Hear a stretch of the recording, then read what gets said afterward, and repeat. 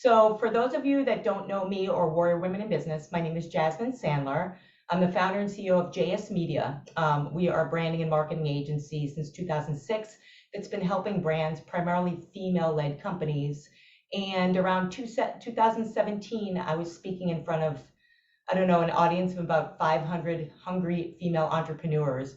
And this light bulb went off and I said, you know what, I need to do something. So I started this podcast, event series, conference, and other things that we do to support female entrepreneurs. The crux of the podcast is really bringing in female leaders like our guest today across industry, because it really doesn't matter what industry you're in. I've found in my many years in business, it really depends on the person and their journey and what they have to share. So we are at episode 45 today. Warrior Women in Business, for those of you that don't know, the website is warriorwomenbusiness.com. It will be on the show notes. This podcast episode will be edited later and include show notes and things that Stefy would like to share with you as we move forward. Couple of things I just want to mention. I wanted to mention our podcast sponsor, MXL Microphones, a division of Marshall Electronics. So for those of you that know us, we are very, very supportive of women in the arts. So we appreciate that. And we have a lot of good things coming up. So please stay tuned to the end of the podcast. With that being said, I'd like to give a little bit of a bio on Stefy. She's going to talk a lot more about many questions for her. But I saw her company on LinkedIn and I was like, oh my God, who is this woman? She's a 3-time motocross champion and I'm a sports person. So to do that in a very, very male dominated space is no easy feat. To do it from Europe to the United States and around the world. She's going to talk about that. And she also is obviously an entrepreneur. That's why she's on today. She is the founder and CEO of Inite Esports, which is a SIM card racing organization. I don't want to talk too much more about it because I'm going to ask Stefy to talk all about it. And what I love in our initial prep conversation was she talked about how her organization is now in schools helping girls develop into male-dominated industries like motocross. And I was saying to Stefy, when I was a girl growing up, they said, don't take shop, that's for men. So I was like really, really happy to hear that. So thank you for coming on. Say hello. Hi, everyone. It is a pleasure to be here. I can't wait for this conversation today. Yeah, and I know you've been like literally traveling around like crazy with your business. So thank you for taking the time out. So the first question I want to ask is kind of obvious, is to a lot of the my audience would be, how did a woman get into motocross and what was that journey about? Well, in my case, I guess it is because my mom and dad, they had an idea that it was good for me as a little girl to try this sport. Well, kidding aside, like my mom and dad, they were fan of the sport and they were always going to watch the races when the World Championship was coming to Italy. So they brought me along, when I was born. And I turned 6 years old and I look at them in the eyes and say, hey, I wanted to do this because I think I can become a champion. And I guess they were crazy enough to buy me that motorcycle, a very real motorcycle with the engine and the gas and whatnot, all the equipment. They put me on and then I just kind of like knew how to do it. So that's how I started. So were either your parents into motocross before that? Did you watch it on TV or? They watched it on TV, yeah. And they were only able to go and watch one time a year the race that was coming to Italy, the World Championship. But they just like it, a sport that they liked since they were young, I guess. And my dad also owned a motorcycle to be able to go in the dirt, in trail riding. So that kind of like was part of it. My mom never rode at all, but it was just my dad. And I guess, seeing him so happy, every Sunday coming back from his trips, with his friends, I just kind of like got excited and I wanted to do the same. Yeah, I used to own an action sports marketing company. And the reason why is I love motocross. So that's one of the reasons I reached out. It's just, it's I don't know, it's so inspiring, exciting. It's challenging. It's an amazing sport for those of you that don't know too much about it. So let's talk about what you've done to break barriers for women. And that's why I asked you to be on the podcast, right? Yes. So tell us a little bit about, like, in this sport, I mean, especially in that sport, I'm sure you came across obstacles from in conversations? Were there, I'm assuming there were times when people didn't want to let you in, so to speak. And kind of, can you share some maybe stories with us Yeah. about how you broke through those barriers or those perceptions rather? Yeah, well, I guess, like having two fantastic parents, they always made me feel like I belong no matter what, if I work hard. I kind of grow up with that mentality. So I was brought out, to be a confident little girl, from the very beginning. So when you are a very young kid and you do sport, at that time, there is no difference. You're just a kid, you play and in our case, we were riding motorcycle all together and friends. Then, of course, teenage year comes in and then it becomes a little bit difficult because, as human being, we start to evolve a little bit more. So there is different things happening, and that when it started to become a little bit more difficult because, also the community around is like, oh, you're a girl, you're doing a men's sport, Right. all of this. But again, like my mom and dad were always there and be supporting and say, hey, if you love to do this, we support you no matter what. So Yeah. I was successful, and I was winning races. And, when you were a kid in the amateur side, it was always like hard, because a lot of people say, why, even to my parents, like you putting your little girl at risk and, Mhm. you shouldn't do this and whatnot. But I just pursued it. I loved it. And I was able to turn professional at 17 years old. And from that on, it actually became easier for me because I was part of this world, and everybody knew that if I was going to show up, I was going to give my best. And when you enter the professional league, everything kind of like equals out a little bit, meaning like that if you're there, you belong to be there. So it doesn't matter if you're a girl or a boy. However, continue to grow in my racing career and then becoming more and more successful, then other issue comes in because unfortunately, like not just in motocross, but in a lot of industry, they are male dominated.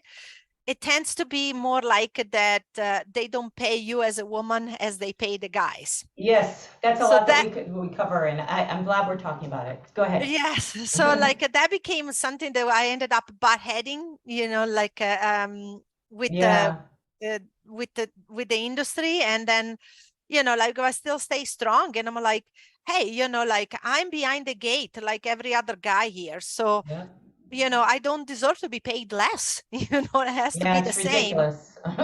So, with that kind of mentality and the support again of the team and the family, I was able to break these barriers and actually happy to see, that after me, a lot of girls in the sport was actually treated more fairly, Oh, so yes, it changed so a lot. you're a Yeah. trailblazer, like my last guest. I don't know if you caught that, but I interviewed Jane Blaylock. She was one of the founders of the LPGA, and it's exactly what she had to do. Hmm. So a big question for you that I have based on that is, any champion, right? Any champion who's a champion more than once, Yeah. like you, right? It's not easy. So what's your mental thought process, how do you repeatedly win? That's the big question I have for I guess you repeatedly win because you don't like to lose. you. That's No, a great answer. yes. So in my case, I mean, I grew up with a family that supported me, but they were not really financially, affluent. So Right. everything was a very big sacrifice to be able to get me to race. So with that in mind, you say, I cannot lose, I need to continue winning. So that was kind of like the motivation to continue to progress with my career. So for me, it was more almost a mental state, and then it gets into a way that what you need to do to be prepared, right? So Yeah, of course. you know that if you have not worked hard enough and hit your mark, you're not going to win. So therefore, you work it backwards. It's like, I have to do this because I want to win. So you continue to do it, and then eventually, the results comes. Like when you work very hard in everything you do in life, you have to have a little bit of luck, of course, and Yeah, especially in our sport, to not get too injured. But then, result eventually will come. yeah.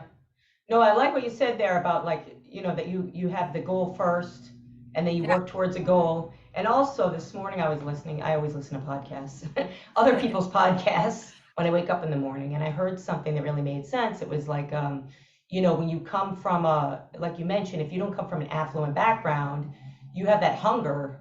And I think it's in my opinion and all my experience, it's a big key to success is maintaining the hunger, right? Yes. But it sounds like you've done to do it 3 times. Yes, yes. You're not satisfied.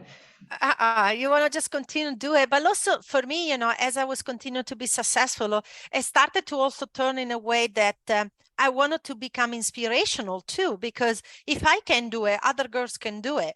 So at one point, toward the end of my career, I was inviting, more girls to come and compete, race against me. And the rest of the group, they were already race against me. They were like, why you're doing this? They might be able to beat you. And like, it doesn't matter, like it's good because it will elevate everyone, like, because to be better, you always have to have a stiffer competition. Otherwise, you just stop there, right? So for me, I was invited. I know. I'm involved in a lot of things, and I know. And the more challenging the field in any field, I think the better you get better, right? 100%. Yeah, it's important.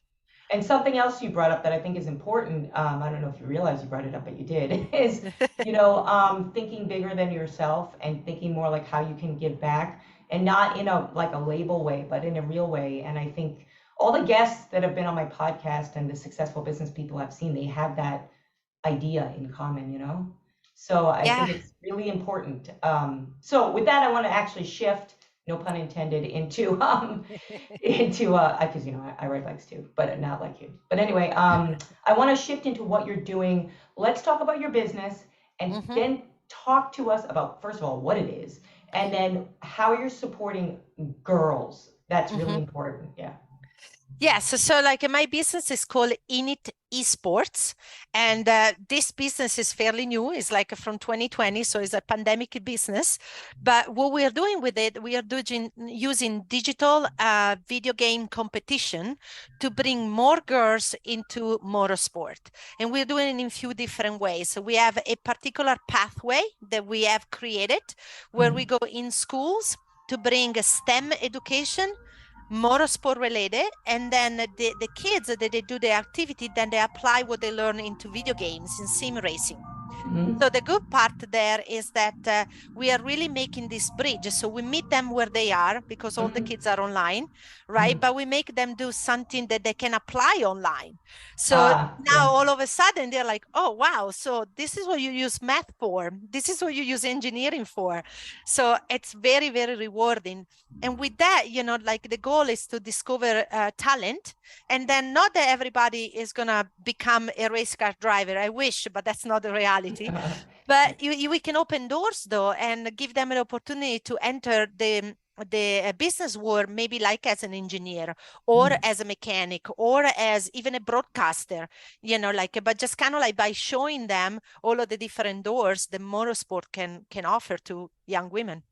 Yeah, that's amazing. So, and what kind of feedback have you gotten? What have you seen that you're excited about? It's amazing. But one of the things beside the kids, because of course, the kids, you put them behind a video game, and this is a car. So you just have to get the steering wheel, and go. You fall in love with it. Yeah.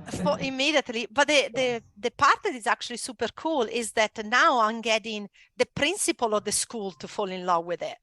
Because the difference of other esport is that normal esport, which are titled that might be more, like famous for the general population, which can be like a Fortnite or a League of Legends. You probably have heard of those names. Yeah. They are very specific games, like, so somebody that is a newbie, like an adult or like a management on a school, they're not going to know what that is going on the screen, right?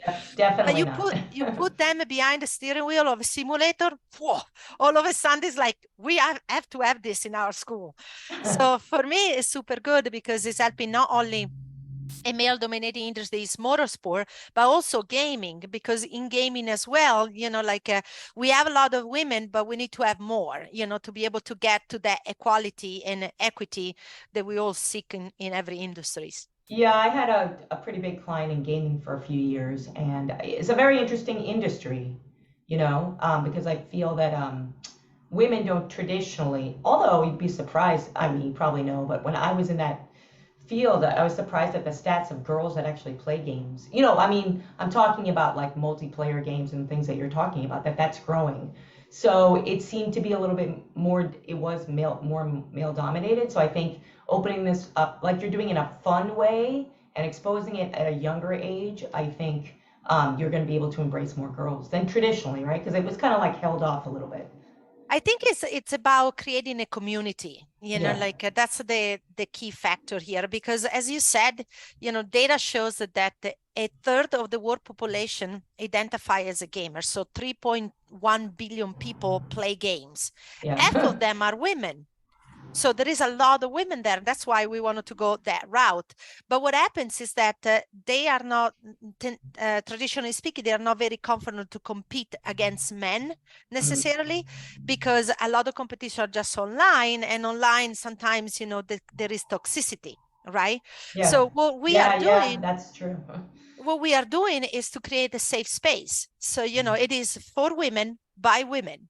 So like by having like the girls be part of this, and again, put out there, yes, you can be an engineer. Yes, you can get into the STEM world. Yes, you can go in racing, but it's taught by the point of view of women. It makes a ton of a difference. So that's why we are very happy on how the program is evolving. Yeah, no, it sounds wonderful. So is it across the US yet? Are you working in certain regions and where can, US and the world, we are having Oh, requests from all over. We just completed a 9 days in Detroit, and that was incredibly powerful because we hosted the program inside the Historical Society Museum. Oh, how So nice. it was very cool because in that Yeah, particular museum, they also have a wing that is about motorsport makes and sense. automotive, because Detroit, Yeah, right. a lot of big corporation, are there for automotive. And being in there, and use that wing to be able to bring our simulator and do the program was just incredibly powerful. And now it's free for the kids to participate. So we really taken away every barrier of entry. So, in this particular case, we had the DNG Motors to be sponsoring the program. Yeah. So with a sponsor in, not only a sponsor gains the opportunity to connect with the demographic in a very authentic way, but also, they are now putting action into what a lot of companies try to do, which is like marking DEI, marking girls, Yeah. and try to help, communities in that way. So we are offering the way to do it. So it was incredibly fantastic, the event in Detroit. We also, one of the day, we were able to get an alternative high school to come. And that was incredibly good because most of these girls, they probably will never had this kind of Yeah. opportunity in their life, and be able to see them, do something in this way. It's just so heartwarming. I mean, it's priceless, really. I know when we spoke, it's amazing, honestly. I mean, on a number of factors, especially like the whole diversity and inclusion. We deal with a lot of businesses and in my world that are looking for ways to embrace diversity and inclusion in different ways.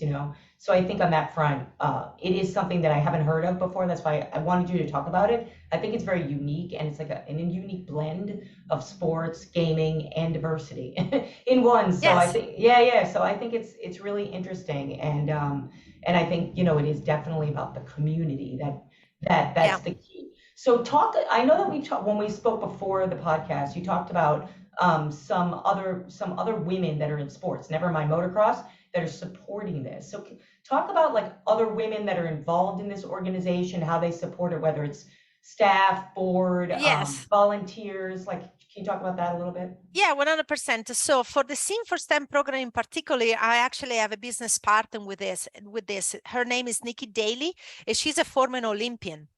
So, as a former motocross champion and Formula Olympia, again, we know, like what it takes to be successful in sport. So we can relate a lot to young kids that they come through the program, because we understand the meaning of like sacrifice and never give up, like to do what you love and follow your passion. But also we pay a lot of attention on who we hire in the company, and we really give it an opportunity to anyone and everybody. We do have, transgender people in our company. We do have, like LGBTQ plus people in our company. So, like all of the different ethnicity, because it's important. It's something that a lot of companies fail to see it. But if you see the point of view of people that they might be different than you, you're just going to grow. Because otherwise you're just going to have one way of looking at things, right? So if you bring in a much different, like a group of people, then, and you listen, then you can see, hey, like I can improve as a company in this area, in that area, in another area. But it's not possible unless you have people that they are that part of the world, like to be in it, and be able to share with you what their experience is.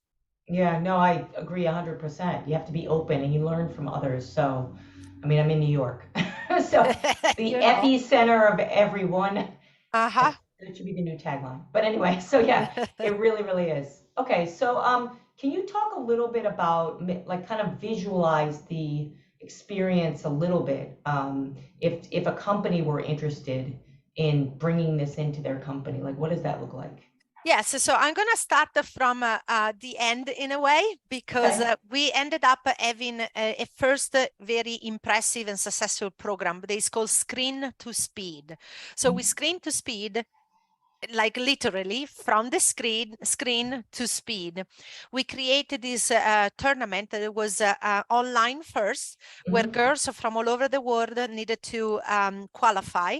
Then we got the top 15 in the world to come to this event in real life, where we had the simulators and they compete against each other. This event was in Las Vegas with the NASCAR event over there. This event was sponsored by Pennzoil, by Ford, by Yahoo, because it was the very first time that there was a gaming event, motorsport related, for women by women. Yeah. So incredibly successful. The winner of that event not only got to walk on the stage with the NASCAR champions, and be applauded by, 80,000 people there, but we brought her back to test on a real Porsche race car. She does not have a driving license, okay? And she never driven a real car before. In 17 laps, she was only 2 seconds slower than a professional female race car driver that was there as a mentor. That's unbelievable. Unbelievable. So, with that, we have proved, I don't know, maybe some of you that are listening, you have watched the movie Gran Turismo that was just out a few months ago. Are you kidding me? I love that movie. Yeah, so, we proved that for women, that there is a pathway to get from gaming, so lower the barrier of entries and bring them into the sport and be competitive, like coming from the sim racing world. But then, we sat down, it's like, how do we make this bigger? How do we get more girls? And that's when Sim for STEM was created. So Sim for STEM stays at the base because we are going into school with that. So we are, the pathway looks like this: events in the schools, get the attention of kids in the school, get them to be part of the community, create a curriculum, which we are running right now in Ireland. Is a 5 weeks curriculum at this moment with 5 different schools. And we have a competition at the end of it. So each school is going to compete against each other to be able to find the best driver, female sim racing driver among schools, right? Then the next step is to compete in the Screen to Speed, which is the elite, championship around the world. And then with the winner of that gets a chance to be in a real car. So, it's a complete pathway to discover talent, and along the way, like I said before, it's not everybody's going to be a successful driver, but, like it's a team effort. Like in schools, they work as a team. They're going to be the person that is the engineer. So he's going to look at the game and how the car works to be able to set it up in a way that the driver can perform better. right? Right. So it's all about creating a team, and it's all women. So that's the very powerful thing. So if company wants to get involved, we have something that works. So if you wanted to be part of something that is for women, to highlight women, elevate women, we do have the solution. Yeah. No, I think it's tremendous. I mean, it is all about team building, all the way from, it sounds like, the younger, like high schoolers, I guess, all the way up through. You take this obviously to grad schools. I mean, Yeah. there's so much here. I see a lot of opportunity for it. And I like the piece about bringing all different types of people as well. So Yes. maybe it's opening up career opportunities that people haven't even thought of, which is very cool. I think that's really interesting. It's So all about, if you can see her, you can be her, so we really put yeah, yeah. effort into that. And then now we're also going to go earlier too, because we have requested to start middle school, even elementary school. And Yeah, the that's why I was program, wondering where it starts, right? well, right now we focused on high school simply because we made some research, and high school is the time where young girls start thinking what they want to do when they Of grow up. course. Yeah, So yeah. like we wanted to slide in there and say, hey, you can be part of STEM, you can be part of motorsport. But in reality, kids can be even more influenced at a younger age. So schools are asking us if we can do the program at middle school, even at elementary level. And the beauty of it is that the program is completely adaptable. So, it's a turnkey program that we can do it from elementary all the way to college people. So it's very empowering. Yeah, I agree. So I want to flip a couple questions to some standard questions that I ask all my guests. Uh, Very important question is your own role models. Like, Yes. whether they're in business, Olympians, talk about role models that either you've look up to, embraced, read their stories, kind of taken things from them, and what has that been? Well, maybe this answer will surprise you, but I think my role model are my mom and dad. Mhm. My mom and dad, they always there for me, always support me, work very hard for their own career. And, like just seeing what they did and how they approach life, I kind of like translate it into me. And then I just want to be like them, like as I grow up. So mostly it's them, like I No, I not mean, so much. that's a great answer. I Yes. mean, if you had hardworking parents that believed in you and believed in you all along the Mhm. way, I wouldn't think there's anybody. I think that's a wonderful family. You know what I mean? Yeah. So, Very and lucky. yeah, I was gonna say you are very lucky. So good for them.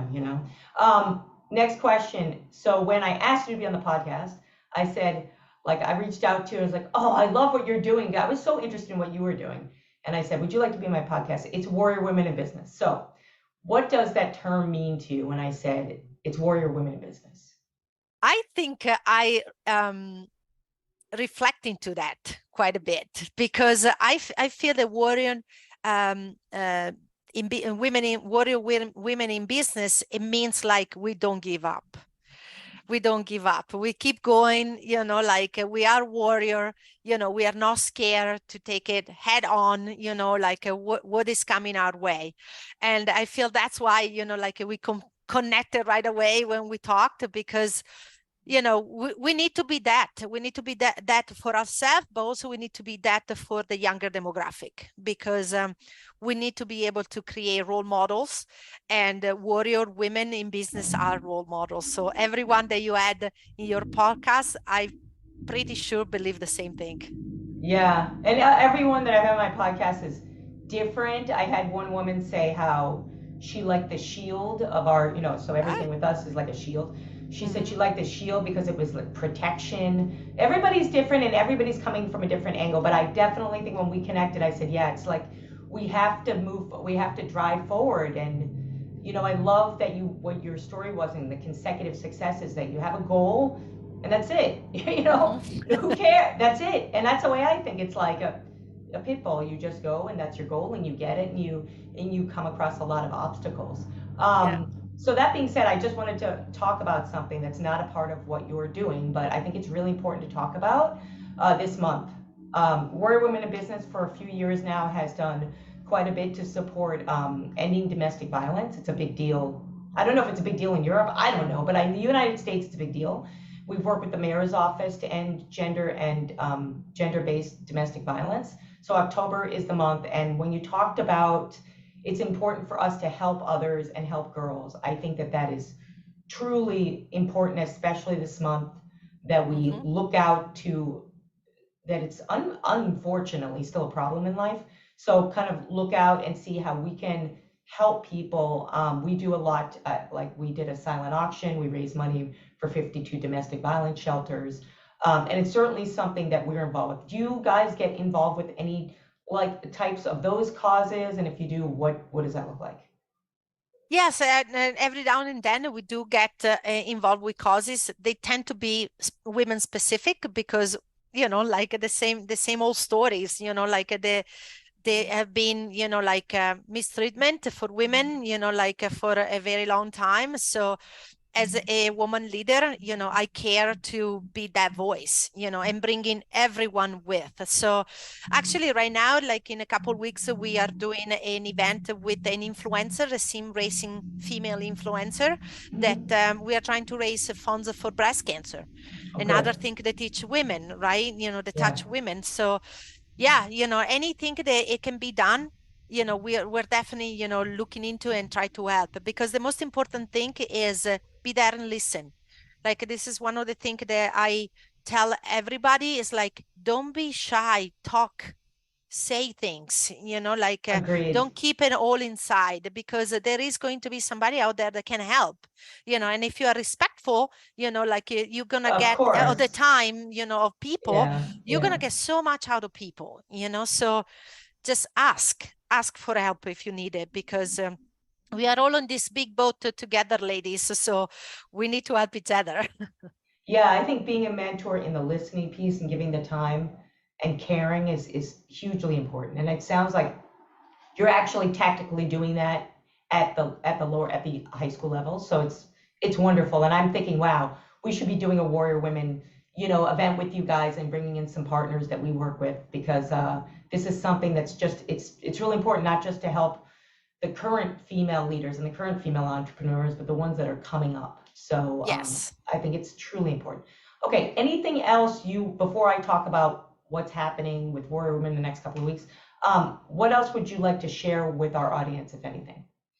Yeah, you know, like if everyone is interested in learning a little bit more, you know, what we do have actually 3 websites specific. One is like a Sim for STEM, which is the program where we go in school with STEM and sim racing.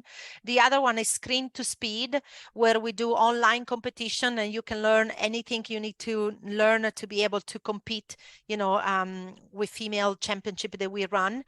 And then the company business, which is Inite, and is IniteEsports.gg. That's the website. And in there, if you visit, you'll see 2 verticals, because my first love is motorcycling. So we do motorcycle events for a digital sim racing as well. Those, you know, they tend to be mixed gender. They're not just female, because we still need a little bit more to be able to get, you know, just women participating. But that's, of course, the end goal. So, you know, like if you're interested in anything digital, you know, like if that we do, you know, IniteEsports.gg shows you the 2 different verticals there. Okay, wonderful. So in the show notes, and everybody that's listening now and in the future, in the show notes, we'll put links to everything, and any events that you may have coming up, you could share with us, and we'll put that out there. So I want to talk about what's coming up with Warrior Women. Stefy, you're amazing. I have been like, you're the first female champion in any male-dominated sport that, you know, really, like, besides golf, that I thought, wow, she's a real badass. I know how hard it is. And I didn't ask you to share your story, I don't know if you wanted to, but how you got hurt. And I mean, it's like I grew up riding horses. I've been hurt about a million times in my life. So, but you know, it can be very scary as well. You know, that's not I mean, golf, maybe you get hit by a ball, but you know, no, motocross is not a joke. I don't know if you want to share that story before I talk a little bit about. Yeah, you know, Yeah. like I had a career-ending injury, you know, like that stopped my competition. And like when you are on top of your game, at least my experience, but I know there are a lot of professional athletes relate, is that you don't think you're gonna ever stop doing what you're doing. True. Yes. You want to continue to do it. You never see the end in sight. And that's what a champion is, right? Want to continue winning. In my case, I didn't make the decision to stop. The decision was made for me because I had an accident, and during the 2005 season, and we were preparing for 2006 season, where I destroyed both of my ankles so bad that immediately doctor wanted to amputate my legs. What? So it was, yes. So for me, Wow. all of a sudden, from a second with the other, my entire life changed. Yeah. So now what? What you do? And, I did go in a bad spot, I got hit with the depression, Of course. because, it is normal, because everything that you knew until that point, it's gone. And now, you identify yourself with that persona, and then that persona doesn't exist anymore. So you're very, very lost, right? But again, thanks to my parents and, my core group around me, I crawl out of the rabbit hole and I learn how to turn negative into positive. And then I started to go from one side of the fence to the other side of the fence. And therefore, starting to use this as an opportunity to help more women to get involved with motorsport. For me, it happens in that way, meaning that before I was racing against everybody. So it was more like, because you have to have that in racing. It was like me, I'm the best, right? Yeah, And well, you then, have to, right? yeah. And then when you cannot do that anymore, you're like, hey, maybe now it's not just about me. It's just about Right. everybody, and try to help them. So I had that kind of like a pivot moment in my life. And I completely loved it because I was able to help many more women to get involved, and it was an accident that make that for me. And I take the like I said, the negative turn into a positive. And I got hurt that I was 28 years old. And I justified to myself that, hey, I had an incredible successful career up until 28. Now I can start another successful career, and that's what I did. Yeah, that's what it is. I mean, that I got in that surfing accident last year. I lost my vision. Yes. I'm still not 100%. And it's like, it's crazy. And it's like takes that perseverance. But also, I love what you said, okay, you know what? All right, that's good. Now I'm going to start another chapter and I'm going to help other people. Yes. And really, that's it. And it gives you the spark, right? It gives you like hope. It gives you a reason, a purpose. It gives you a purpose, but it gives you a purpose in like a totally different way. Yes, totally. But I think it's a much bigger and more important way. Yeah. But I guess one has to grow into it, from the sports side. Definitely, I can say, when I was on top of my game, I mean, you have to believe you are the best thing that ever walk on earth. Otherwise, you cannot be successful. There is no pro athlete champion that doesn't think that. Right. And sometimes, sometimes it comes out as being like very cocky and selfish and all of that, but it is part of the game. You have to be like that, like if you want to win, because you have pretty much the entire world to compete against. So you need to believe you're better than everybody else, But then it comes a time in your life when you grow out of that phase, and then, things start changing. And for me, it was due to the accident probably, but I just turned things around, and now it's time for me to give back. And everybody gets to it in a different stage in their life. I'm happy how my life it happened, and I continue to now be inspirational and help other women that want to get involved in the industry that I love so much, which is motorsport. Yeah, no, it's amazing, and there's a lot that we can take from that. It's a lot that we can take from that, especially about the giving back and looking forward to giving back in a different way. And you become evolved. Yes, indeed. I would say that's the key word there, is evolved as a human being. So I'm going to talk a little bit about coming up with Warrior Women. So this was amazing. I really encourage. I'm going to be sharing the hell out of this episode. It's so good. I'm on so many fronts. You have, like you said, 3 websites. You have a lot going on, but there's so much there. I mean, the companies can get involved, the universities, high schoolers, female entrepreneurs. I definitely want to do an event with you guys. I mean, are you kidding me? And so there's just a lot here. And I think, Warrior Women in Business, our mission is really helping women, and embracing diversity. And so, this is how we do it. It's not by sitting around and talking about it, coming up with labels, and also BS is actually doing something. Yep. And I love that you're so action oriented. So, yes. Okay, so a couple things with Warrior Women in Business. I'm wearing the Warrior Women in Business Beverly Hills shirt. We have a fun, cute, character-based fashion line that's all about like empowering women, but it's fun. So that's on our website, and we take a percentage of all sales there to give back. So this every month is something different, right? We did mental health awareness, suicide prevention, probably 3 or 4 times already since COVID. Yeah. Domestic violence, this is a very important topic. So we do a lot around that. But we also, so we have Warrior Women in Business, and then we also have Warrior Women in Music and the Arts. And next week, I am interviewing live in person the Senior Policy Advisor for the Department of New York City Arts and Culture, live at the Warrior Women headquarters, not in my room.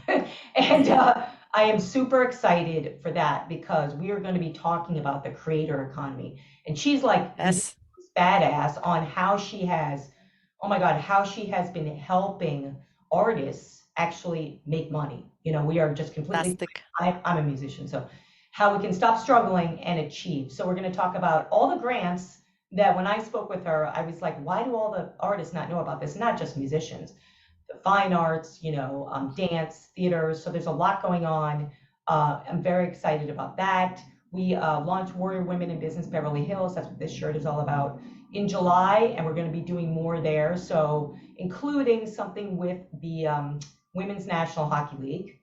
Nice. And you know what? That's going to be on. We're doing that in January. And what we're doing is a panel on salary equality. Because, my background's in hockey. So I'm all over it. And I think it's so important that we take action on salary equality. So if you guys have questions, interest around what we talked about today, what we have coming up, getting involved with Stefy's organization, getting involved with the event that we're going to plan, please reach out to info@Warrior Women Business. Everything is going to be in the show notes.